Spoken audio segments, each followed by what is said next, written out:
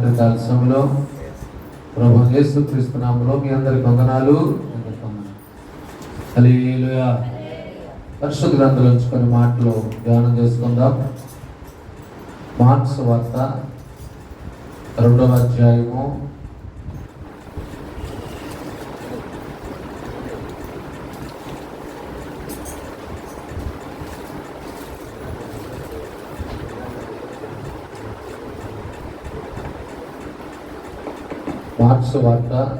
2వ అధ్యాయము 1వ వచనం 2వ వచనాన్ని చదువుకుందాం. మార్క్స్ వార్త 2వ అధ్యాయం 2వ వచనం. కొన్ని దినములైన తరువాత పిమ్మట ఆయన మరల కపెర్నహూములోనికి వచ్చెను.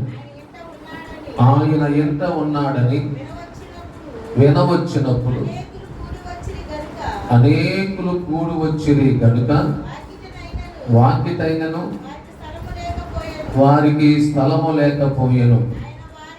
ఆయన వారికి వాక్యము బోధించుచుండగా. చాలా హల్లెలూయా. అదేం బిడ్డలారా, ఈ రాత్రి మనం చదివిన లేఖన భాగాన్ని మనం ధ్యానం చేసినప్పుడు యేసు ప్రభు వారు ఆయన పుట్టింది బెత్లెహేములో, ఆయన పెరిగింది నజరేతులో, ఆయన సువార్త ప్రారంభించింది కపెర్నహూములో. దేవుని స్తోత్రం.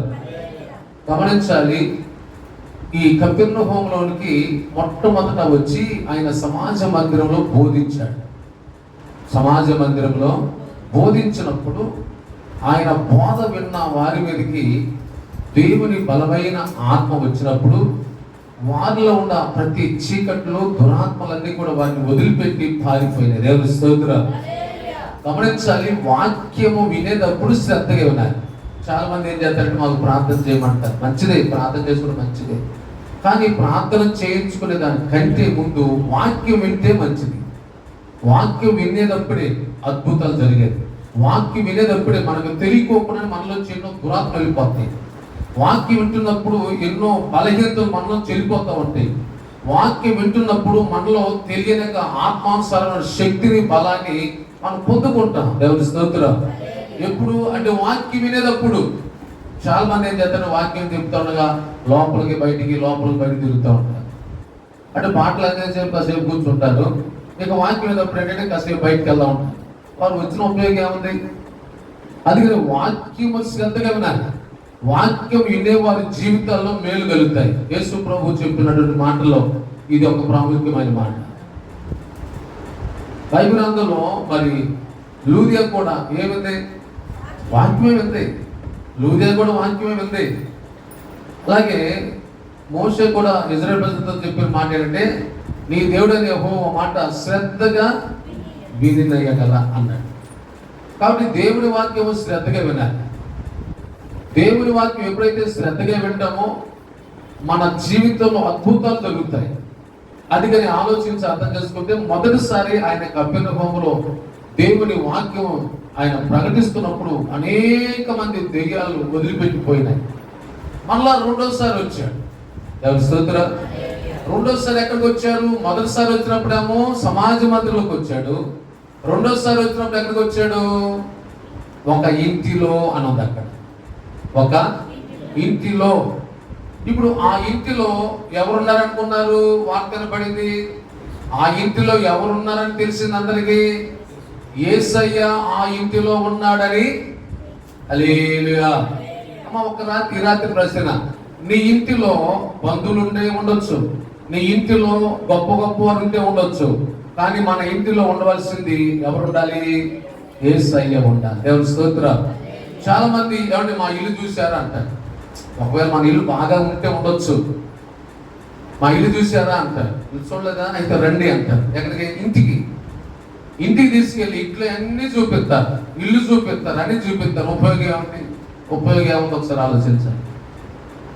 అది ఎన్ని లక్షల రూపాయలు బట్టి ఇల్లు కట్టినా, లేక నీ ఇల్లు నా ఇల్లు ఓకి ఆర్భాటంగా ఉండా ఎవరికి ఉపయోగం ఉందంటే ఎవరికి ఉపయోగం ఉండదు.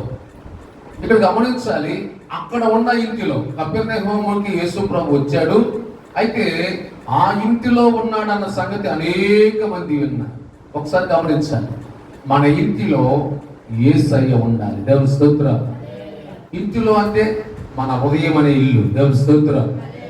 ఏ వ్యక్తి హృదయం అనే ఇంటిలో యేసయ్య ఉంటాడో జరిగేది ఏంటంటే ఆ ఇంటిలో యేసయ్య ఉన్నాడన్న సంగతి విని అనేక మంది ఆ ఇంటికి వచ్చారంట. అనేక మంది ఆ ఇంటికి వచ్చారు. ఎందుకు వచ్చారు? ఆ ఇంటికి వచ్చారా? ఆ ఇంటిలో యేసయ్య వచ్చారా? ఆ ఇంటిలో యేసయ్య ఉన్నాడు. ఈరోజు ఇల్లు అంటే దేనికి సదృశ్యం అంటే మన హృదయం అనే దేవుని ఇల్లు. హల్లెలూయా. ఈరోజు మన ఇంటిలో ఎవరు ఉండాలి? ఇల్లు కట్టాలంటే చాలా ఖర్చు అవుతుంది. ఇంట్లో ఎన్నో వస్తువులు తెచ్చుకోవాలంటే చాలా ఖర్చు అవుతుంది. కానీ మన ఇంటిలోకి వేసాడటానికి తేలికే కదా. మన హృదయంలోకి, మన హృదయమే దేవుని ఇల్లు. మన హృదయమే దేవుని ఇల్లు. కాబట్టి మన హృదయం అనే దేవుని ఇంటిలోకి ఎవరు రావాలి? యేసయ్య రావాలి. దేవుని స్తోత్రం. ఒక పాట ఉంది కదా, జక్కయ్య ఇంటికి వచ్చింది. జక్కయ్యకి రక్షణ వచ్చిందంటే జక్కయ్యకి రక్షణ వచ్చిందా? జక్కయ్య ఆత్మ సంబంధమైన ఇంటికి రక్షణ వచ్చింది. దేవుని స్తోత్రం. జక్కయ్య ఇల్లు ఆత్మ సంబంధమైన ఇల్లుగా మారింది. ఇప్పుడు ఆ ఇంటికి ఎవరు వచ్చారు? యేసయ్య వచ్చాడు. ఇప్పుడు మన జీవితాల్లో కూడా మన ఇంటికి ఎవరు రావాలి? మన ఇంటిలో ఎవరు ఉండాలి? మన ఇంటిలో యేసయ్య ఉండాలి. దేవుని స్తోత్రం. సరే, ఇక్కడ గమనించండి, అనేక మంది ఆ ఇల్లు ఎవరి ఇల్లు తెలుసండి? పేతురయ్య గారి ఇల్లు. అది ఎవరి ఇల్లు అండి? అది పేతురయ్య గారి ఇల్లు. అది ఆ ఇంటికి అనేక మంది వస్తున్నారు. నీ ఇంటిలో యేసయ్య ఉంటే నీ దగ్గరికి అనేక మంది వస్తారు. హల్లెలూయా. నీ ఇంటిలో యేసయ్య ఉంటే, నీ ఇంటిలో యేసయ్య వాక్యం ఉంటే, నీ ఇంటిలో ప్రార్థన ఉంటే, నీ ఇంటిలో ఆత్మ సంబంధముగా నీ ఇల్లు ఉంటే, అంటే నీ హృదయం ఉంటే నీ దగ్గరికి అనేక మంది వస్తారు. హల్లెలూయా. దేనికి వస్తారు తెలుసా? కాస్త నీ దగ్గరికి వచ్చి కూర్చొని 4 దేవుని మాటలు వింటారు, 4 ఆత్మ సంబంధమైన విషయాలు తెలుసుకుంటారు, కొన్ని విషయాలు ఎలా బ్రతకాలో నేర్చుకుంటారు, ఎలా నడవాలో నేర్చుకుంటారు. దేవుని స్తోత్రం. ఎప్పుడు కూడా మన ఇంటికి మన గొప్పతనం బట్టి రాకూడదు. మన ఇంటికి ఆత్మ సంబంధమైన విషయాలు నేర్చుకోవటానికి నీ దగ్గరికి వెళ్తే బాగుండు అనుకోండి రావాలి. నా దగ్గరికి వెళ్తే బాగుండు అనేక మంది రావాలి. దేనికి రావాలి? చాలా మంది ఏం చేస్తారు, కాసేపు ఆ కాలక్షేపం చేయడానికి కూర్చుంటారు, కాసేపు టైం పాస్ అవడం కోసం కూర్చుంటారు. అయితే ఇక్కడ ఈ ఇంటికి అలా రాలేదు. వాళ్ళందరూ కూడా ఈ ఇంటికి అలా రాలేదండి. ఆ ఇంటికి ఎందుకు వచ్చారు తెలుసా? ఆ ఇంటికి యేసయ్య ఉన్నాడని వచ్చారు. దేవుని స్తోత్రం. నేనంతా నీ రాత్రి నీ ఇంటిలో, అంటే ఏ ఇల్లు? నీ హృదయం అనే ఆత్మ సంబంధమైన ఇంటిలో యేసయ్య ఉంటే నీ దగ్గరికి వచ్చి కాసేపు కూర్చుంటే 4 మాటలు చెబుతావేమో, 4 మంచి మాటలు చెబుతావేమో, ఒక మంచి మార్గాన్ని చూపిస్తావేమో అని నీ దగ్గరికి రావాలి. వస్తారు ఖచ్చితంగా. ఎప్పుడు వస్తారు? నీ ఇంటిలో యేసయ్య అమ్మ చెప్పాలి ఉంటాడా? ఉన్నాడా? ఎన్నో సంవత్సరాల నుంచి మనం దేవుని సరికి వస్తాం, ఎన్నో సంవత్సరాలు దేవునితో సహవాసం చేస్తున్నాం. మరి ఆయన మన ఇంటికి వచ్చాడా? ఆయన మన ఇంటిలో ఉంటున్నాడా? మన ఇంటిలో ఉంటే మనం ఎలా ఉంటాం? అనేక మందికి ఆశీర్వాదకరంగా ఉంటాం. హల్లెలూయా. నీ ఇంటిలో 100 కాసులు బంగారం ఉండొచ్చు, నీ బ్యాంక్ బ్యాలెన్స్ లో 4-10 లక్షలు డబ్బు ఉండొచ్చు, ఎవరికి ఉపయోగం ఉండదు. హల్లెలూయా. మనం అర్థం చేసుకోవాలి. నీ ఇంట్లో బంగారం ఉండొచ్చు, నీ ఇంట్లో ఎన్నో రకాల శరీర సంబంధ విషయాల్లో ఎన్నో రకాలుగా హై పొజిషన్ గొప్పవాడు ఉండొచ్చు, కానీ పక్కనకు ఉపయోగం ఉండదు.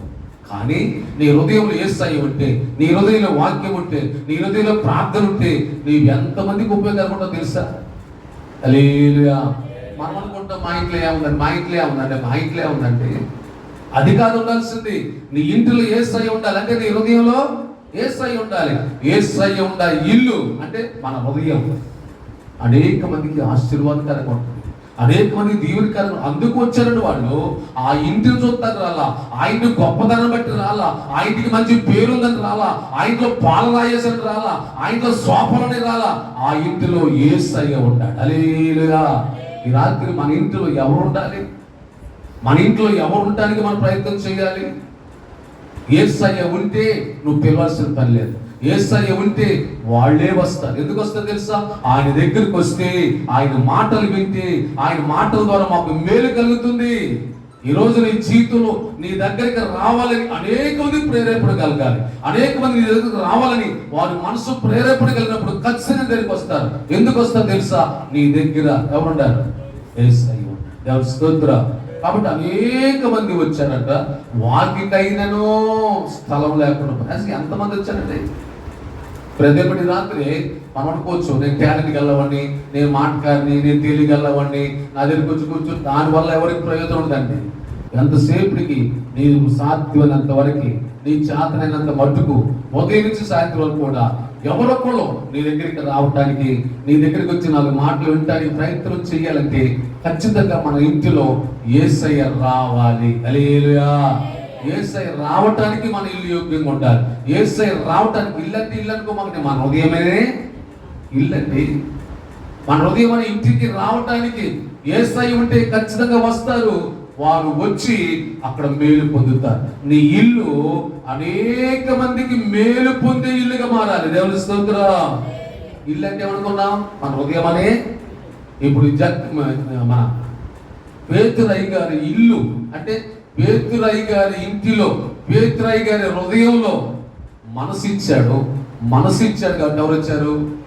యేసయ్య వచ్చాడు. యేసయ్య నీటికి వస్తాడు, నా ఇంటికి వస్తాడు. కానీ మన మనసే ఉంటలే ఆయనకి. ఇట్లా అందరికి ఇస్తాం పర్మిషన్, అందరికి మనసు ఇస్తాం. కానీ యేసయ్యకి మనసు ఇస్తే జరిగేది తెలుసా? అనేక మంది ఆ ఇంటికి వస్తారు. ఎందుకు తెలుసా? నిన్ను బట్టి నన్ను బట్టి కాదు, కానీ ఆ ఇంటిలో యేసయ్య ఉన్నాడని. యేసయ్య అందరికీ ఉపకారి. హల్లెలూయా. యేసయ్య ఉన్న ఇల్లు అందరికి ఉపకారం చేసే ఇల్లు. యేసయ్య ఉన్న ఇల్లు అందరికీ మేలు చేసే ఇల్లు. యేసయ్య ఉన్న ఇల్లు అందరికీ క్షేమాన్ని కోరే ఇల్లు అన్నమాట. దేవుని స్తోత్రం. ఈరోజు మన జీవితాల్లో యేసయ్య నీలో ఉంటే నీవు అందరి క్షేమాన్ని కోరుతావు, అందరి బాగోగులు కోరుతావు, అందరూ బాగుండాలని కోరుకుంటావు. అందరికీ వెల్కమ్, ఆల్వేస్ వెల్కమ్ అని నీ హృదయంలోనికి వారిని ప్రేమిస్తావు, ఆహ్వానిస్తావు. ఎప్పుడు యేసయ్య ఉంటే. దేవుని స్తోత్రం. చాలా మంది ఇంటికి వస్తుంటే బాధపడతారు, ఇంటికి వస్తే ఇష్టపడరు. ఎంతసేపుడికి ఆ ఇంట్లో వాళ్ళే ఉండాలనుకుంటారు. ఈ రాత్రి మనం ఆలోచించి అర్థం చేసుకెళ్తే, కొన్ని దినములైన తర్వాత పేతురయ్య గారి ఇంటికి వెళ్ళడానికి దేవుడు ఆ ఇంటికి వచ్చాడు. ఈ రాత్రి నీ ఇంటికి ఆశపడుతున్నాడు. నీ ఇంటికి యేసయ్య వస్తే నీ ఇల్లు ఎంత మందికి మేలు కలగ మాకు తెలుసా? ఇల్లు అంటే ఎవరుకున్నావు? హృదయం. మన ఇల్లు అంటే హృదయం. మన హృదయంలోకి యేసయ్య రావాలి. కాబట్టి ఇక్కడ గమనిస్తే, వాకిటైన వారికి స్థలం లేకపోయిందండి. ఎంతమంది ఆ ఇల్లంతా నింపబడిపోయింది. ఆ ఇల్లు ఎంత పేరు వచ్చింది, ఆ ఇంటికి ఎంత గొప్పతనం తెచ్చింది, ఆ ఇల్లు ఎంతగా దేవుడికి మహిమకరంగా మార్చబడుతుంది. ఆ ఇల్లు ఎంత గొప్పదండి. ఈరోజు మన జీవితాల్లో మన ఇల్లు అలా ఎందుకు ఉండకూడదు? మన హృదయం అనే గృహము, మన హృదయం అనే ఆలయము, మన హృదయం అనే ఇంటిని యేసయ్యకి ఒక అవకాశం ఇస్తే, ఆ ఇల్లు అంటే నీ హృదయం, నీవే కావచ్చు, నేనే కావచ్చు, ఎంత ఆశీర్వాదకరం. వాస్తవంగా అంటే దేవుడు అంటే మనల్ని ఆశీర్వాదకరంగా ఉంచాలని చూస్తాడు, కానీ మనకి ఇష్టం ఉండదు. మనకి ఆశీర్వాదకరంగా ఇష్టం ఉండదు. ఇతరులకు ఉపయోగకరంగా ఉండడానికి ఇష్టం ఉండదు. ఇతరులకి మేలుకరంగా ఉండడానికి ఇష్టం ఉండదు. ఇతరులకి క్షేమకరంగా ఉండడానికి కూడా ఇష్టం ఉండదు అనమాట. అది ఎందుకు ఇష్టం ఉండదు? అపవాది అంటాడు, నీ ఇంట్లో నేనే ఉండాలి. కాబట్టి గమనించాలి. ఇప్పుడు ఆ ఇంటిలో వాకిటైన స్థలం లేదంట, ఇల్లంతా నింపబడిపోయిందంటే. ఎవరు నింపబడిపోయిందండి? అనేక మంది ప్రజలతో. ఎందుకు వచ్చాడు వాళ్ళంతా? అక్కడికి వెళ్తే నాకు మేలు కలిగింది. కష్టాల్లో ఉన్నవాళ్ళు, బాధల్లో ఉన్నవాళ్ళు, దుఃఖంలో ఉన్నవాళ్ళు, కన్నీరుతో ఉన్నవాళ్ళు, ఏమంటే ఎంత మంది వచ్చేసారంటే ఒకసారి ఆలోచించాలి. కారణం తెలుసా? ఎన్నో అవసరతల్లో ఉన్నవాళ్ళు ఆ ఇంటికి వచ్చి ఆ ఇంట్లో వాకిలి కూడా స్థలం లేకుండా పోయిందంట. ఎంత కిక్కిరిసిపోయిందో. కారణం ఎవరున్నారు ఆ ఇంట్లో? అక్కడ ఏం చెప్తుందంటే బోధిస్తున్నాడు యేసయ్య. ఏం చేస్తున్నాడు అక్కడ? ఆ ఇంటిలో యేసయ్య ఏం చేస్తున్నాడు? బోధిస్తున్నాడండి. ఆ ఇంటిలో బోధిస్తున్నాడు. ఒక మాట చెప్పాలంటే ఆయన ఇల్లే ఒక బోధ అందించే గృహంగా మార్చబడింది. దేవుని స్తోత్రం. వాస్తవంగా మన ఇంటిలోనంట రోజుకి ఎవరొకరికి సువార్త చెప్పేటట్టుగా మన ఇల్లు ఉండాలి. భార్యకు చెప్పు, లేదా భర్త చెప్పు, లేకపోతే పిల్లలకు చెప్పు. అంటే మన ఇంట్లో ఏమి వినపడాలి? సువార్త వినపడాలి. ఈ రోజు ఇంటికి ఎవరు రాలా, కనీసం మనం చెప్పుకోవాలి. దేవుని స్తోత్రం. వాస్తవంగా ఎప్పుడైతే అలా చెప్పుకుంటామో, అలా చెప్పాలంటే నీ ఇంట్లో ఎవరు ఉన్నట్టు లెక్క? యేసయ్య ఉన్నట్టు లెక్క. హల్లెలూయా. నేను ఆత్మ సంబంధంగా ఎదుగుతున్నాడు తెలుగు దినాల్లో. నాకు వాక్యం చెప్పడం రాదు, ప్రసన్న చేయటం రాదు. తెల్లారుజాము 3 గంటలు లేస్తే ఇక నేను ఎలా వాక్యం చెప్పు నాకే తెలియదండి. ఎవరు చెప్పేవాడిని? ఎవరు చెప్పుకునేవాడిని? అందరు నిద్రపోతు 3కి నిద్రపోతుంటే నేను యనమాల గదిలోకి వెళ్ళి యమదంచుదని చూడు ప్రసంగాన్ని. దేవుని స్తోత్ర. ఎందుకంటే యేసై నీలోకి వస్తే ఇక నీ నోరు ఆగదు. ఒకటే గుర్తు, నీ ఇంటిలో యేసై ఉంటే నీ నోరు ఆగదు. అయ్యా మొదలు పెట్టావా అంటారు పక్కన. యేసై ఉన్న ఇంటిలో బోధ మొదలవుతుంది, సువార్త మొదలవుతూ ఉంటుంది. కొంతమంది నోరు మూసుకొని ఉంటారు. ఎందుకు తెలుసా? ఆ ఇంట్లో ఎవరు లేరు చెప్పాలి. ఉప్పు అంట అన్నేది చూడు నన్నేది చూడండి అంట. ఉప్పేసిన కూర ఉప్పేసినట్టే ఉంటుంది, ఉప్పైన కూర ఉప్పైనట్టే. యేసయ్య ఏ ఇంటిలో ఉంటాడో, ఏ హృదయంలో ఉంటాడో ఆ నోరు ఆగనే అమ్మా, ఆ నోరు మొదలు పెడతానే ఉంటుంది. ఎవరైతే వాళ్ళు మొదలు పెడతా ఉంటుంది, ఎవరైతే వాళ్ళకి చెబుతూనే ఉంటారు. వాళ్ళు తెలుసా తెలీదా, చిన్నోళ్ళ పెద్దోళ్ళ, ఇక వాళ్ళు మొదలు పెట్టే పనినే ఉంటారు. ఇప్పుడు యేసయ్య పేతురయ్య గారి ఇంట్లో ఉంటే ఏం మొదలైంది? అక్కడ వాదం మొదలు పెట్టాడు, దేవుని వాక్యం మొదలు పెట్టాడు. అక్కడ ప్రభు మాట్లాడుతున్నాడు. ఇల్లు ఇచ్చిందేమో పేతురు, మాట్లాడేదేమో దేవుడు. దేవుని స్తోత్రం. నీ హృదయాన్ని యేసయ్యకి ఇస్తే నీ నోట్లో నుంచి దేవుడు మాట్లాడతాడు. దేవుని స్తోత్రం. కాబట్టి రాత్రి ఆలోచించి అర్థం చేసుకోగలిగితే ఆ ఇంటిలో బోధ మొదలైంది. ఆ బోధ అనేకలు బాగు చేసింది, అనేకలు స్వస్థపరిచింది, అనేకలకి మనశ్శాంతిని ఇచ్చింది. ఎంతో మంది బాగుపడ్డారు. ఆ ఇంటికి వచ్చి దేవుని స్తోత్రం. ఆ ఇంటికి వచ్చి ఎంతమంది బాగుపడ్డారు? ఏమన్నా వాస్తవంగా మన ఇంటికి వచ్చి బాగుపడితే ఎంత మేలండి. ఎలా బాగుపడతారు? దేవుని వాక్యం ద్వారా మనసు మారింది, ఆలోచన మారింది, ఉద్దేశాలు మారుతాయి. కాబట్టి మనం మాట్లాడేవారికి ఉండాలి. ఉండాలంటే యేసయ్య మనలో ఉంటే దేవుని స్తోత్రం. నిలబడేది నువ్వే, మాట్లాడేది నువ్వు కాదు. యేసయ్య నీలో ఉంటే మాట్లాడేది ఆయన మాట్లాడతాడు. ఆయన మాట్లాడుతూ ఉన్నాడు. ఇప్పుడు చదవను ఒక మాట, ఇప్పుడు చదవను. ఆయన ఇంత ఉన్నాడని వినవచ్చినప్పుడు అనేకులు కూడి వచ్చిరి గనుక వాకిటైనను వారికి స్థలము లేకపోయిను. ఆయన వారికి వాక్యము బోధిస్తున్నాడు. దేవుని స్తోత్రం. గమనించండి, ప్రతి మనిషికి మేలు చేసేది, ప్రతి మనిషిని స్వస్థపరిచేది, ప్రతి మనిషికి విడుదలిచ్చేది ఏదంటే దేవుని వాక్యం. ఒక మాట చెప్పండి, పేతురయ్య గారి ఇల్లు ఒక వేదికగా మారిపోయింది. దేవుని స్తోత్రం. మన హృదయము ఒక వేదికగా మారాలి. ఇప్పుడు ఒక మీటింగ్ పెట్టాలనుకోండి, దానికి ఒక స్టేజ్ వేస్తారు. ఆ స్టేజ్ మీద సేవకుడు నిలబడి వాక్యాన్ని బోధిస్తాడు. ఆ స్టేజి పేతురయ్య గారి హృదయం. దేవుని స్తోత్రం. ఈరోజు మన జీవితాలు కూడా ఆయనకు ఒక అవకాశం ఇవ్వాలి. ప్రభుకు అవకాశం ఇస్తే ఆ వాక్యం ద్వారా అనేకుల్ని బాగు చేస్తాడు. హృదయం ఇవ్వాలిగా. పేతురయ్య గారు ఇచ్చాడు కాబట్టి యేసయ్య ఆ ఇంట్లోకి వచ్చి బోధ చేస్తున్నాడు, వాక్యం వినిపిస్తున్నాడు. ప్రజలందరికీ మేలు కలుగుతుంది. దేవుని స్తోత్రం. ఈ రాత్రి మన జీవితాల్లో నీ ఇల్లు అంటే నీ హృదయం యేసయ్యకి ఇస్తే ఖచ్చితంగా నీ ద్వారా అనేక మందికి ఏం కలుగుతుంది? మేలు కలుగుతుంది. దేవుని స్తోత్రం. మేలు కలిగే స్థితిలో మనం ఉండాలి. ఫస్ట్ చెప్పారు కదా, మన ఇంట్లో డబ్బు ఉండా, మన ఇంట్లో బంగారం ఉండా, మన ఇంట్లో ఎండుండా ఎవరికి మేలు కలగదు. నీ ఇంట్లో ఎవరుంటే మేలు కలిగింది? యేసయ్య ఉంటే. దేవుని స్తోత్రం. ఇప్పుడు ఒక వ్యక్తి పక్షవాయువుతో బాధపడుతుంటే 4 వ్యక్తులు మోసుకొచ్చారు. ఖాళీ లేదుగా, ఖాళీ లేదు కండి. ఖాళీ లేకపోయినా సరే, వాకిట వారికి స్థలం లేకపోయినా సరే, ఆ 4 మోసుకొచ్చి ఇంటి పైకి ఎక్కించి ఆ పెంకులు తీసి ఆ ఇంటిలో దించారు. హల్లెలూయా. అంటే ఎంత అసలు ఖాళీ లేకపోయినప్పుడు కూడా దేవుని స్తోత్రం. హల్లెలూయా. ఆ ఇంట్లో ఖాళీ లేకపోయినా సరే 4 వ్యక్తులు ఒక వ్యక్తిని మోసుకొచ్చి యేసయ్య ఎదుట దించారు. దేవుని స్తోత్రం. అలాంటి వ్యక్తి కూడా బాగుపడలేదా? అతడు చాలా కాలం నుంచి పక్షవాతంతో బాధపడుతున్నప్పుడు కూడా అతను కూడా బాగుపడ్డాడు. దేవుని స్తోత్రం. కాబట్టి రాత్రి మన జీవితాల్లో నీ ఇంటిలో, నా ఇంటిలో ఉండవలసింది ఎవరు ఉండాలంటే యేసయ్య మాత్రమే ఉండాలి. దేవుని స్తోత్రం. ఆయన ఉండడం ద్వారా అనేక మందికి మనము మేలు చేసేవారుగా, అనేక మందికి సహాయం చేసేవారుగా, అనేక మందికి నెమ్మది కలిగేవారుగా నువ్వు ఒక కారకుడుగా ఉంటావు. దేవుని స్తోత్రం. రెండో విషయాన్ని ఒకసారి చూడండి. ఏప్రిల్ రాసిన పత్రికలో 3వ అధ్యాయంలో 3వ వచనం కూడా ఒకసారి చూడండి. ఏప్రిల్ రాసిన పత్రిక 3వ అధ్యాయము 3వ వచనం. ఏప్రిల్ రాసిన పత్రిక 3వ అధ్యాయం 3వ వచనం. ప్రతి ఇల్లును ఎవడైనను ఒకరి చేత కట్టబడును, సమస్తమును కట్టినవాడు దేవుడే. హల్లెలూయా. ఇక్కడ చూడండి, ఆ ఇల్లు ఎవరి ద్వారా కట్టబడాలి?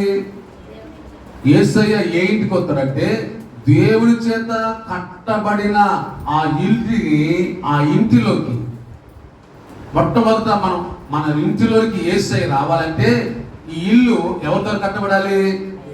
యేసయ్య ద్వారే కట్టబడాలి. దేవుని స్తోత్రం. ఆయన ఇంటిలోకి రావాలంటే ఇప్పుడు పేతురింట్లోకి వచ్చాడు. పేతురింట్లోకి వచ్చినప్పుడు పేతురిల్లు ఎవరి ద్వారా కట్టబడింది? యేసయ్య ద్వారా కట్టబడింది కాబట్టి ఆయన రాగలిగాడు. యేసయ్య ద్వారా కట్టబడకపోతే ఆ ఇంట్లోకి యేసయ్య రాదు. చాలా మంది అయ్యా మా ఇంట్లోకి రా అంటాడు. ఆ ఇంట్లో మన ఇంట్లోకి ఆయన రావాలంటే మొదట ఆయన ద్వారా మన ఇల్లు. ఇప్పుడు ఒక పని చేసేటప్పుడు మధ్యలో అయిపోయింది అనుకోండి, మళ్ళీ ఇంకొక మేస్ తీసుకొచ్చి అనుకోండి, దాన్ని కంటిన్యూ చేయడు. ఇవన్నీ తప్పుడు, ఇవన్నీ రాంగ్, ఇవన్నీ మార్చాలంటారు. అలాగే ఫస్ట్ నుంచి కూడా మనం ఆత్మ సంబంధముగా మన ఇల్లు ఎవరి ద్వారా కట్టబడాలి? యేసయ్య ద్వారా. ఎప్పుడైతే యేసయ్య ద్వారా కట్టబడుతుందో ఆ ఇల్లు అది ఆశీర్వాదకరంగా ఉంటుంది. దేవుని స్తోత్రం. ఇప్పుడు ఎవరి గురించి మాట్లాడుతున్నాడు? అంటే మోషే గురించి మాట్లాడుతున్నాడు. ఎవరి గురించి? మోషే గురించి మాట్లాడుతున్నాడు. మోషే ఇండ్లు కట్టింది ఎవరంటే దేవుడే. మోషే ఇంటిని కట్టింది దేవుడే. మోషే ఇంట్లో ఉన్నది దేవుడే. దేవుడే ఉండి ఇజ్రాయెల్ ప్రజలు నడిపిస్తున్నాడు. దేవుడి స్తోత్రం. 6 లక్షల తాలిబలం, సుమారు 30 లక్షల మంది పైన ప్రజల్ని నడిపించింది ఎవరు? దేవుడే. కానీ మోషేలో ఉండి నడిపించాడు. మోషే నిర్మాణం చేసింది ఎవరు? దేవుడే. ఆ ఇంటి నిర్మాణకుడు ఎవరంటే దేవుడే. కాబట్టి ప్రతి ఒక్కరు కూడా దేవుడి చేత కట్టబడాలి. కాబట్టి రాత్రి మన జీవితాల్లో మనము కూడా ఎవరి చేత కట్టబడాలంటే దేవుడి చేత కట్టబడాలి. అమ్మా, నా జీవితంలో నేను కూడా దేవుడి చేత కట్టబడితే ఎంతమంది కష్టాలు. నేను ఒక మోషే 30 లక్షల మందిని నడిపించాడంటే ఎంత మేలు చేశాడండి. ఐగుప్తులు బానిసత్వంలో మగ్గిపోతున్నప్పుడు, ఎంతో మంది కృంగిపోతున్నప్పుడు, ఏడుస్తున్నప్పుడు, రోధిస్తున్నప్పుడు దేవుడు అండి మోషేని ఎన్నుకొని మోషేలోకి దేవుడు వచ్చి మా ప్రజలందరూ కూడా ఐగుప్తుల నుంచి విడిపించాడు. హల్లెలూయా. అంటే ఒక్క వ్యక్తి 30 లక్షల మందిని బయట తీసుకొచ్చాడండి. ఈరోజు ఎంతో మంది మన బంధువులు నశించిపోతున్నారు. మన బంధువులు రక్షణ లేక పాడైపోతున్నారు. అలాంటి వారిని మనం విడిపించాలి. ఒక బాధ్యత మన పైన ఉంటుంది. దేవుని స్తోత్రం. మోషే చేత కట్టబడిన ఇల్లు అది ఎవరంటే దేవుడే మోషేని కట్టాడు. మోషేని దేవుడు వాడుకోవటం మొదలు పెట్టాడు. ఎర్ర సముద్రం పయనించడం ఏంటి, 6 నెలలు నడిపించడం ఏంటి, ఇదంతా కూడా అద్భుత ఆశ్చర్య కార్యాలు కారణం ఎవరైతే దేవుడి చేత కట్టబడ్డాడు మోషే. దేవుని స్తోత్రం. ఏ వ్యక్తి అయితే దేవుడి చేత కట్టబడతాడో ఆ వ్యక్తి ద్వారా దేవుడికి మహిమ వస్తుంది. ఆ వ్యక్తి ద్వారా, ఆ కుటుంబం ద్వారా, ఆ ఇంటి ద్వారా. ఇప్పుడు మోషే ఇల్లంతట్లో ఏంటంటే నమ్మకస్తుడండి. అంటే మోషే ఇల్లంతట్లో నమ్మకస్తుడంటే దేవుడు మోషే గురించి మాట్లాడుతున్నమాట. అంటే మోషే దేవుని ఎడల నమ్మకమైన వాడు. మోషే నమ్మకమైన, ఎందుకంటే అలా నమ్మకంగా, అందుకని వాస్తవం అంటాడు ఏమన్నా నేను దేవుడు చాలా కరెక్ట్గా ఉంటానని అంటాం. నువ్వు కరెక్ట్గా కాదు, నేను కరెక్ట్ కాదు. దేవుడు నీలోకి వస్తే ఏ వ్యక్తి అని కరెక్ట్గా ఉంటాడు. హల్లెలూయా. దేవుడు రానప్పుడు మనం కరెక్ట్ కాదు. దేవుడు రానప్పుడు మనం యథార్థవంతులు కాదు. ఇప్పుడు వాస్తవంగా అలా కొన్నిసార్లు కూడా మనం మాట్లాడకూడదు. నేను కరెక్ట్గా ఉంటానంటే నువ్వు కాదు ఉండాలి. యేసయ్య నీలోకి వచ్చాక కరెక్ట్గా ఉంటావు. ఇప్పుడు నా ప్రభుని బట్టినే కరెక్ట్గా ఉంటున్నాను. దేవుని స్తోత్రం.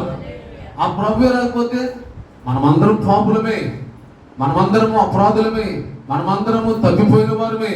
కానీ అలాంటి నీవు నేను ఈ రోజున నీతిగా ఉంటున్నామంటే అది నిన్ను బట్టి నన్ను బట్టి కాదు, నీతి గల దేవుడు మనలోకి రాబట్టి. దేవుని స్తోత్రం.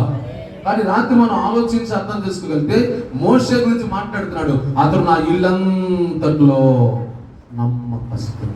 దేవుని స్తోత్రం. అంటే ఒక వ్యక్తి లోకి యేసై వస్తే, ఇప్పుడు నాలోకి యేసై వస్తే, నీలోకి యేసై వస్తే నువ్వు ఎలా ఉంటుందో తెలుసా? నమ్మకం ఉంటా. హల్లెలూయా. అంటే దేవుడు నిన్ను నమ్మకంగా ఉంచుతాడు. ఎలా నడవాలో, ఎలా జీవించాలో. అందుకే ఈరోజు చాలా మందికి నమ్మకత్వం తెలియదు, యథార్థం తెలియదు, మాట మీద నిలబడటం తెలియదు, దేవుడి కోసం నిలబడటం తెలియదు, అనేక మందిని రక్షించడం వారికి తెలియదు.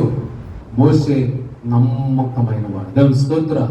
ఒకటి పేతురయ్య గారి ఇంట్లో యేసయ్య ఉండేపాటికి అనేక మందికి బోధ చేసేవాడుగా, అనేక మంది బాగు చేసే ఇల్లుగా, అనేక మంది స్వస్థపరిచే ఇల్లుగా, అనేక మంది క్షేమాన్ని కోరే ఇల్లుగా ఉంది. రెండోది ఇక్కడ మోషే గురించి మాట్లాడుతూ అతను నమ్మకమైన వాడు. సంఖ్యాకాండము 12వ అధ్యాయము 3వ వచనం. సంఖ్యాకాండము 12వ అధ్యాయము 3వ వచనం. మోషే భూమి మీద ఉన్న వారందరిలో మిక్కిలి సాత్వికుడు.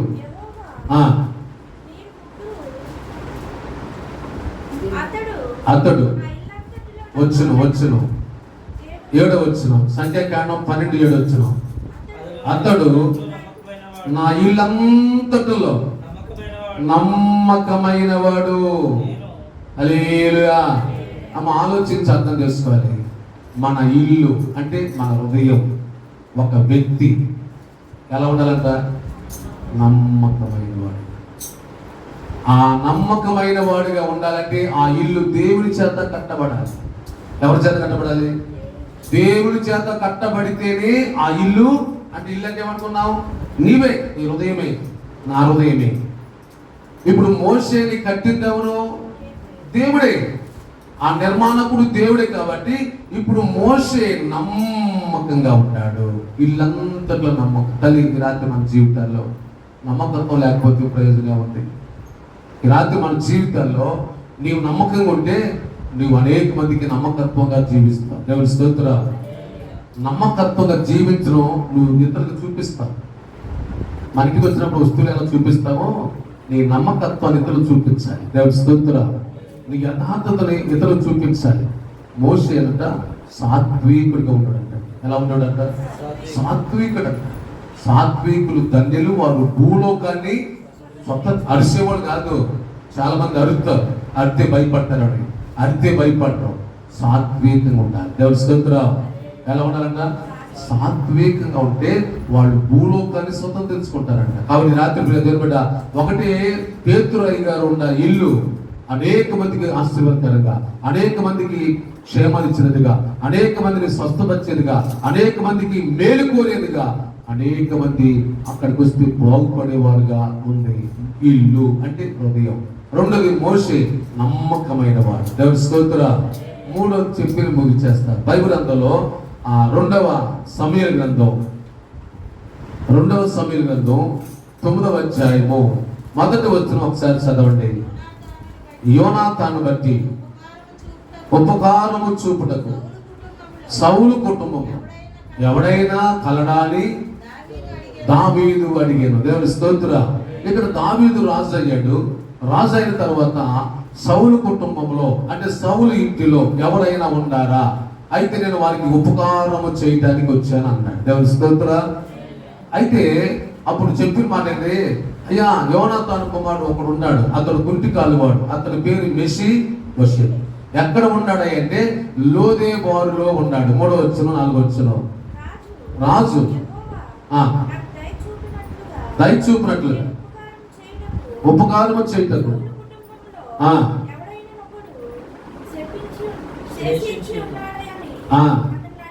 అతను అడిగగా శివ యోనాతానుకు కుంటి కాళ్ళు వాడు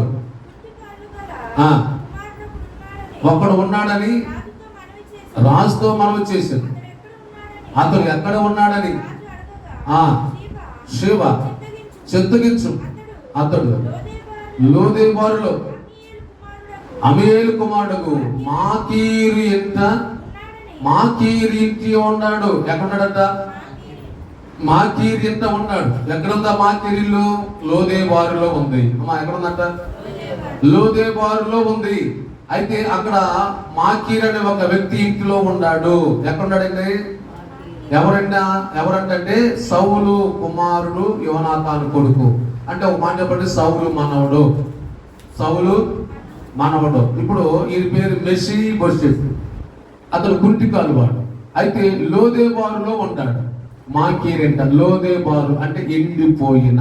లోదేబారు అంటే ఎండిపోయిన స్థితిలో, ఎంత హీనమైన స్థితిలో మాకీర్ ఇంట్లో ఉన్నాడు. అంటే మాకీర్ అంటే అమ్మబడిన, మాకీర్ అంటే అమ్మబడిపోయిన స్థితిలో ఉన్నాడు. ఆ ఇంటిలో నుండి వేదన పడుతున్నాడు, దుఃఖపడుతున్నారు, కన్నీరు కారుతున్నాడు. ఆ ఇంట్లో మెషిబోషెతు ఏడుస్తూ ఉన్నాడు. ఏం చేస్తాడండి? వేద, శ్రమ, కరువు, కష్టాలన్నీ ఆ ఇంట్లో పడు. ఆ విషయం దావీదు తెలుసుకున్నాడు. సేవకులు పంపించాడు. దేవుడి స్తోత్రం. ఎవరు పంపించాడు? సేవకులు పంపించాడు. ఆ ఇంటిలో నెమ్మది లేదు, ఆ ఇంట్లో క్షేమం లేదు, ఆ ఇంట్లో ఆహారం లేదు. ఎండిపోయిన స్థితిలో ఉన్నాడు, తిండి తెప్పలేని స్థితిలో ఉన్నాడు, కరువులో ఉన్నాడు, కష్టాల్లో ఉన్నాడు, ఇబ్బందుల్లో ఉన్నాడు, శ్రమలో ఉన్నాడండి. ఈరోజు అనేక మంది జీవితాలు చూస్తే, అయ్యా మా ఇల్లు అంటే మా హృదయం ఎప్పుడు కన్నీరే, ఎప్పుడు కష్టాలే, ఎప్పుడు బాధలే, ఎప్పుడు ఇబ్బందులే, ఎప్పుడు శోధనలే, మనశ్శాంతి లేని బ్రతుకులు బ్రతుకుతున్నాం. హల్లెలూయా. మాకి ఇల్లు. ఈ రాత్రి దేవుడు మన జీవితాలు ఆలోచిస్తే, పేతురయ్య గారి ఇల్లు అనేక మందికి ఆశీర్వాదకరంగా ఉంటే, మోషే ఇల్లు అనేక మందికి నమ్మకత్వానికి మాదిరికరంగా ఉంటే, సౌలు మనవుడు మెషిబోషెతు కష్టకాలంలో ఆకలి దప్పులతో ఎండి పరిస్థితుల్లో హీనమైన స్థితిలో, తాత రాజుగారే, తాత ఎవరండి? రాజుగారే. కానీ మనవడి స్థితి అధ్వానంగా ఉంది. ఈ సంగతి దావీదు తెలుసుకున్నాడు. దావీదు అంటే మన ప్రభు అయిన యేసు. ఈ రాత్రి నీవు ఏ స్థితిలో ఉండా, ఈ రాత్రి నీ పరిస్థితి ఏ పరిస్థితిలో ఉండా, ఈ రాత్రి నా యేసు విడిచిపెట్టే దేవుడు కాదు. సేవకులు కనుక దేవుడి సేవకులు. వాళ్ళు తీసుకొచ్చేది ఏంటి? దేవుని వాక్యం. హల్లెలూయా. దేవుని వాక్యము మన స్థితిని మార్చేది, దేవుని వాక్యము మన కరువును తీసేసేది, దేవుని వాక్యము మన అసమాధానం తీసేసేది, దేవుని వాక్యము మన గందరగోళ పరిస్థితులలోంచి ఆశీర్వాదం నడిపించేది దేవుని వాక్యం. హల్లెలూయా. సేవకులు చెప్పారు. ఎక్కడికి వచ్చి? మాకీర్ ఇంట్లో ఉన్న మెషిబోషెతు చెప్తే వాక్యాన్ని పట్టుకున్నాడు. అమ్మ ఏం పట్టుకున్నాడు? వాక్యాన్ని పట్టుకున్నాడు. చాలా మంది అంటారు వాక్యాన్ని పట్టుకోరు. ఎంతసేపటికి అయ్యగారు మా గురించి ఎలా మాట్లాడాడు, మా గురించి మాట్లాడి ఇదే పట్టుకున్నారు. వాళ్ళకి అదే కావాలి, వాక్యం కాదు వాళ్ళు. ఈ రాత్రి దేవుడా నువ్వు దేవుడి సరికి వచ్చావంటే వాక్యాన్ని పట్టుకోవాలి. ఏం పట్టుకోవాలి? సామెత 4:4 నా కుమారుడా నీ హృదయము పట్టుదలతో నా మాటలు పట్టుకోనము. దేవుడి స్తోత్రం. హృదయంలో పట్టుదల కావాలి. ఈ రాత్రి మందిరానికి వెళ్తున్నా, దేవా ఈ రాత్రి నాతో ఏం మాట్లాడతావు, అంతేగాని నా కొరకేం మాట్లాడాడు. దేవుడి స్తోత్రం. కాబట్టి రాత్రి దేవుడా దేవుడి సన్నిధిలో దేవుడు నీతో మాట్లాడాలని సంగ్రహించాలి. మెషిబోషెతు ఎండి పరిస్థితిలో ఉంటాడు, కృంగిపోయిన పరిస్థితిలో ఉంటాడు, ఆకలి తప్పుల్లో, కరువుల్లో, కష్టాల్లో ఉన్నాడు. సేవకులు పంపిస్తే ఆ మాట పట్టుకున్నాడు. ఆ స్థితిలోంచి దేవుడు బయట తీసుకొచ్చాడు. దేవుడి స్తోత్రం. తీసుకొచ్చి ఎక్కడ కూర్చోబెట్టి తెలుసా? రాజు బల్ల దగ్గర కూర్చోబెట్టాడు. దేవుడి స్తోత్రం. మెషిబోషెతు అంటాడు, చచ్చిన కుక్కనైన నా ఎడల నువ్వెంత దయ చూపుతున్నావేంటయ్యా. ఈరోజు మన స్థితి, మన పరిస్థితి ఎంత హీనమో అయినప్పుడు కూడా దేవుడు విడిచిపెట్టే దేవుడు కాదండి. దేవుడు కృప చూపించేవాడు. ఆయన ఎంత ఘోర పాపులైనా ప్రేమించి క్షమించి మన స్థితిని మార్చే దేవుడు. కాబట్టి మెషిబోషెతు మాకీర్ ఇంట్లో నుంచి, లోదెబారని ఎండిపోయిన స్థితిలోంచి దావీదు మెషిబోషెతుని బల్ల దగ్గర కూర్చోబెట్టడం కాకుండా కోల్పోయిందంతా తిరిగి మళ్ళా మెషిబోషెతుకి ఇచ్చాడు. దేవుడి స్తోత్రం. ఎంత గొప్ప ప్రేమ గల దేవుడు. ఈ రాత్రి మనం కోల్పోయిందంతా కూడా తిరిగి మనకి ఇవ్వగలిగిన శక్తిమంతుడు, మనం ఆరాధించే దేవుడు. ఆయన పేరే నజరేయుడైన యేసు. ఈ రాత్రి ఆయన మన హృదయంలో చేర్చుకుందాం. మన స్థితిని, మన పరిస్థితుల్ని ఆయన మాత్రమే మార్చగలిగిన దేవుడు. అట్టి కృప దేవుడి రాత్రి మనందరికీ అనుగ్రహించబడును గాక. ఆమె ప్రార్థన చేసుకున్నాం. తల వంచండి. ఈ రాత్రి కాల సమయంలో పేతురు ఇల్లు ఎంత ఆశీర్వాదకరంగా ఉంది, పేతురు ఇల్లు ఎంతమందికి మేలుకరంగా ఉంది, పేతురు ఇల్లు ఎంతమందికి క్షేమకరంగా ఉంది. ఇల్లు అంటే నీ హృదయమే. ఈ రాత్రి ప్రియదేవుడ, నీ ఇల్లు అంటే హృదయం ఎంతమందికి మేలు చేసినట్టుగా ఉంది, ఎంతమందికి క్షేమకరంగా ఉంది, ఎంతమందికి స్వస్థత ఇస్తుంది, ఎంతమందికి బాగు చేసినట్టుగా ఉంటుంది. మోషే నమ్మకమైన వాడుగా ఉన్నాడు. లోదెబారులో మాకీరిట్లో ఉన్న మెషిబోషెతు స్థితిని ఒకసారి ఆలోచిస్తే, ప్రభువా ఈ రాత్రి ఎంత గొప్ప దేవుడు నాయన, ఈ రాత్రి నువ్వు ఎంత ప్రేమగల దేవుడు నాయన. ఈ రాత్రి నువ్వు తెలిసి ఒక చిన్న ప్రార్థన చేసుకుందాం. తల వంచినట్లయితే, కన్ను మూసినట్లయితే ఒక చిన్న ప్రార్థన చేసుకుందాం. ప్రభువా నిజమైన ఆయన, నా వరకు నేను ఏమి ప్రయోజనం లేని వాడుకున్నాను అయ్యా. కారణం అంటే నా ఇంట్లో యేసయ్య లేడు. నా ఇంట్లో యేసయ్య ఉంటే నా నోట్లోంచి ఉపదేశం వస్తుందయ్యా, నా నోట్లోంచి అనేక మందికి ఉపదేశం వస్తుందయ్యా. ఎంతమంది బాగుపడతారు, ఎంతమంది మేలు కలిగిద్దాం, ఎంతమందికి క్షేమకరంగా ఉంటుందో. అలా నువ్వు ఎందుకు ఉండకూడదు? రాత్రి నమ్మకమైన వాడు మోషే. ప్రార్థన చేసుకుందాం. ఈ రాత్రి కాలంలో ప్రార్థన చేసుకుందాం. దేవుని వాక్యం నమ్మదగింది. ఆయన నువ్వు వదిలిపెట్టే దేవుడు కాదు. నిజమే, సౌలు మంచివాడు కాదు, అయినా సరే దేవుడు వదిలిపెట్టలే. మెషిబోషెతు ఎంత హీనమైన స్థితిలో ఉన్నాడు. తిండి లేక, సరైన వస్త్రాలు లేక, ఆకలి తల్లాడిపోతా ఉన్నాడు. ఎంతో హీనమైన స్థితి మెషిబోషెతు. పట్టెడు ఆహారం దొరకని స్థితిలో మెషిబోషెతు ఉన్నాడు. ఎండిపోయిన అనుభవం, మరలా మంచి రోజులు వస్తాయా నాకు అన్నటువంటి అనుభవం, మరలా నేను మంచి రోజులు చూడగలనా? ఈ రాత్రి దేవుడు ఎవరిని వదిలిపెట్టే దేవుడు కాదు. ఆయన ఎవరిని విడిచిపెట్టే దేవుడు కాదు. ఆయన కృప కలిగిన దేవుడు, కనికరం కలిగిన దేవుడు. రాజు బల్ల దగ్గర తీసుకొచ్చాడు మెషిబోషెతుని. ఆయన దయగలిగిన దేవుడు, ఆయన కృప కలిగిన దేవుడు. నిన్ను ఒక అనేక మందికి ఒక ఆశీర్వాదకరంగా దేవుడు కోరుతూ ఉన్నాడు. అనేక మందికి నేను దీవెనకరంగా ప్రభు కోరుతున్నాడు. నిజమేనాయన, నేను ఎన్ని పరిస్థితుల్లో ఉన్నాను. దేవుడు నిన్ను అలా ఉండటం ఆయనకి ఇష్టం కాదు. దేవుడు నిన్ను అలా ఉండటం, నన్ను అలా ఉంచడానికి ఇష్టం కాదు. నేను అనేక మందికి ఆశీర్వాదకరంగా ఉంచాను. ప్రభువా నేను అనేక మందికి ఆశీర్వాదకరంగా ఉండాలయ్యా. నువ్వు గొప్ప దేవుడు నాయన. నా స్థితి మార్చగలిగిన వాడు, నా పరిస్థితులు మార్చగలిగిన వాడు, మూడు వారి జీవితాన్ని మధురంగా మార్చగలిగిన దేవుడు నాయన. మూడు బారి నా జీవితాలను సిగురింపజేయగలవు నీవు. మారానుభవం మధురముగా మార్చగలవు నీవు. మహోన్నతుడా నీ కృపలో నేను నివసించుట నా జీవిత ధన్యతయున్నది. నీ కృపకు వస్తానికి సిద్ధంగా ఉన్నానయ్యా. నీ కృపలో నేను జీవించిన ఆశపడుతున్నానయ్యా. నీ కృప కొరకు ఎదురు చూస్తున్నానయ్యా. నిజమే, లోదెబారులో నేను ప్రజలు జీవిస్తున్నానయ్యా. మా కీరిట్లో బంధించబడి పరిస్థితిలో ఉన్నానయ్యా. దిక్కు తోచని స్థితిలో ఉండాను, కృంగిన స్థితిలో ఉండాను. ఆదరించేవాడు లేక, కనికరించేవాడు లేక, పలకరించేవాడు లేక, పరామర్శించేవాడు లేక కృంగిపోతున్న నన్ను మీరు జ్ఞాపకం చేసుకున్నారయ్యా. మీ స్తోత్ర స్తోత్ర. ఈ రాత్రి కాలంలో హృదయపూర్వకంగా దేవా, ఈ రాత్రి నా ఇంటికి మీరు రండి, నా హృదయంలోకి మీరు రండి నాయన. నా హృదయాన్ని తెలిసానయ్యా, నేను ఆహ్వానిస్తాను ప్రభువా. ఈ రాత్రి నీ పేదాలు నీ హృదయం నుంచి రావాలి. అద్భుతమైన కార్యాలు దేవుడి పట్ల చేస్తాడు. ఒక పేతురులాగా నువ్వు ఉండాలి, ఒక మోషేలాగా ఉండాలి. మాకి స్థితిని మార్చడానికి, మెషిబోషెతు స్థితిని మార్చడానికి ప్రభు సిద్ధంగా ఉన్నాడు. ప్రార్థన చేసుకుందాం. మన మధ్యలో నుంచి నీ ప్రార్థన చేస్తున్న ఎక్కిపోద్దాం. అందరూ కూడా ప్రార్థనలు ఎక్కిపోద్దాం. ఎవరు మౌనముడే సమయం కాదు. మహాపరిశుద్ధుడా, మహోన్నతుడా, దయగల దేవా, కృప కలిగిన తండ్రికి వందనాలు.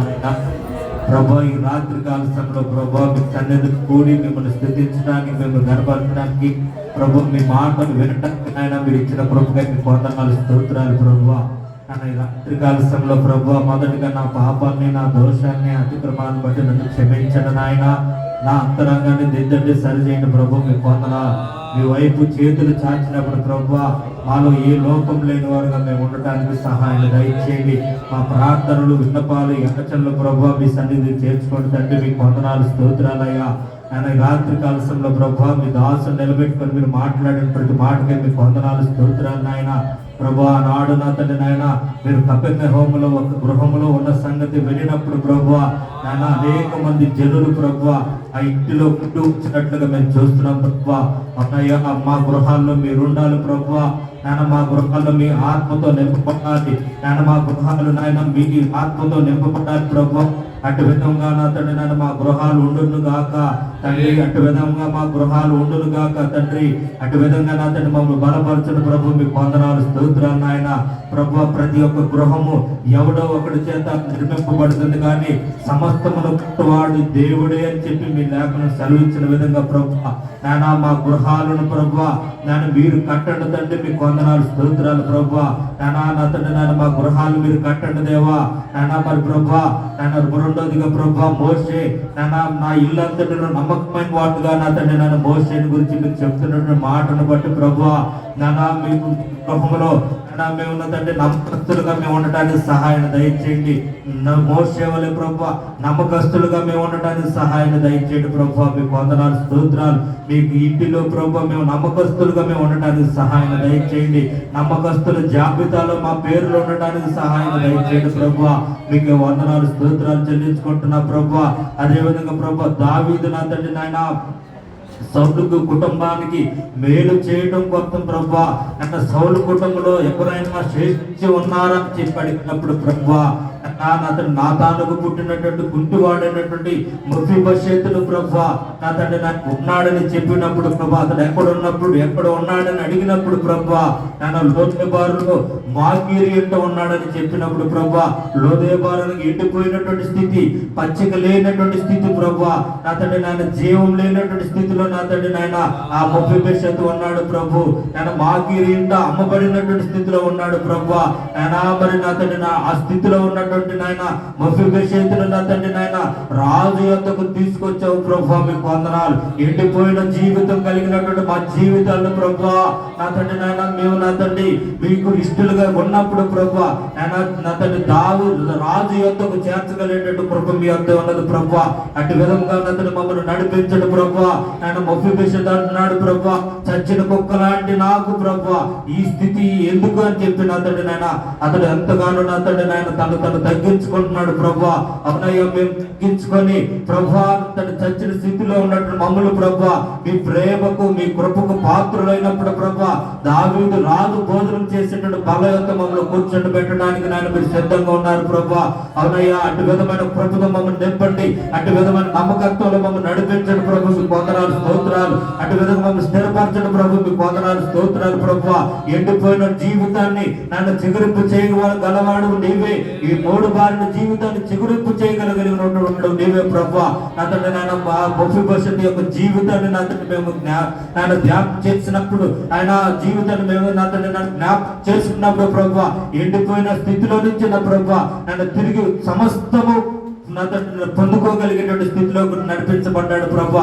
అటు విధంగా నాతండి నాన్న మా జీవితాలు మా బ్రతుకులు ఉండడానికి సహాయం దయచేయండి.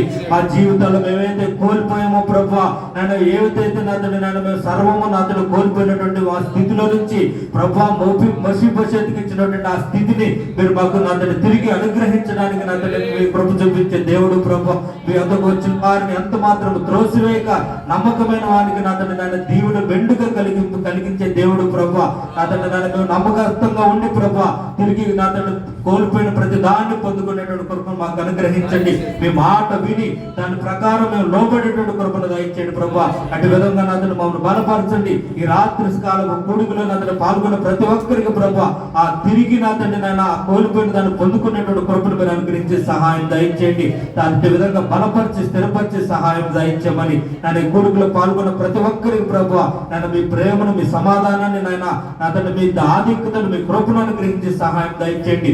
మోషేకి ఇచ్చినటువంటి నా నమ్మకత్వాన్ని నన్ను ప్రతి ఒక్కరు పొందుకొని జీవించడానికి సహాయం దయచేయమని అటు కృపతో మమ్మల్ని అందరూ నింపి బలపరిచి స్థిరపరిచి సహాయం దయచేయమని మా నాథుడు మా రక్షకుడు యేసుక్రీస్తు వారి పరిశుద్ధ నామమున ఈ మనవలన్నీ అడిగి వేడుకొని పొంది నామ తండ్రి ఆమేన్. దేవుని ప్రార్థనలు ఆలకించి మనందరి పట్ల దేవుడు కృప చూపించినట్టుగా స్తోత్రాలు చెల్లిదము.